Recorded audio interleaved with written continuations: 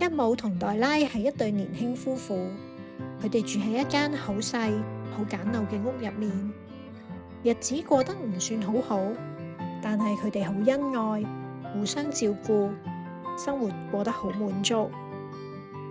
聖誕節就到啦，街上面周圍都係買禮物嘅人。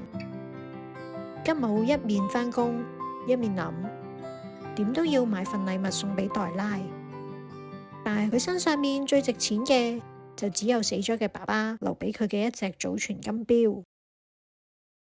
另一方面，黛拉翻熱緊屋企最後嗰兩片麵包，等吉姆放工返嚟一齊食。佢望住窗外面落緊嘅白雪，心諗，聖誕節啦，我好想準備一份禮物送俾吉姆啊！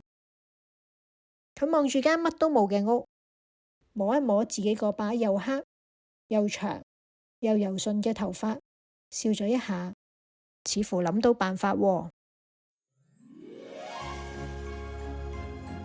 終於到咗聖誕節嗰日，吉姆要返工返到好夜，黛拉一個人喺屋企坐立不安，拎住準備好嘅禮物喺間屋入邊行嚟行去。佢一方面好期待吉姆收到禮物時嘅反應，另一方面又有啲擔心，佢見到自己個樣會唔會嚇親呢？吉姆返嚟啦，佢笑住咁拎咗份禮物出嚟送俾黛拉。聖誕快樂啊，黛拉！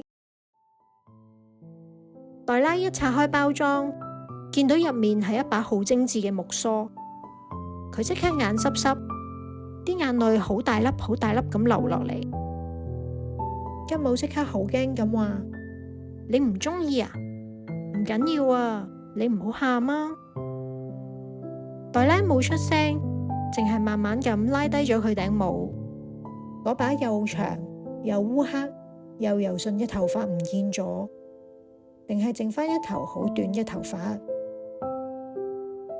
然後黛拉將自己準備好嘅禮物送俾吉姆，好細聲咁話：對唔住啊，我賣咗啲頭髮先換到呢份禮物俾你。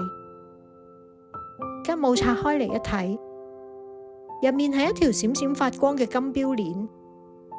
佢呆咗一呆，苦笑住咁話：我都係買咗隻金錶先至買到呢把木梳。兩個人望住手上嗰份暫時完全用唔到嘅禮物，對望咗一眼，忍唔住笑咗出嚟。嗰一刻，佢哋心入面都知道呢份禮物係世界上最珍貴、最美好嘅禮物。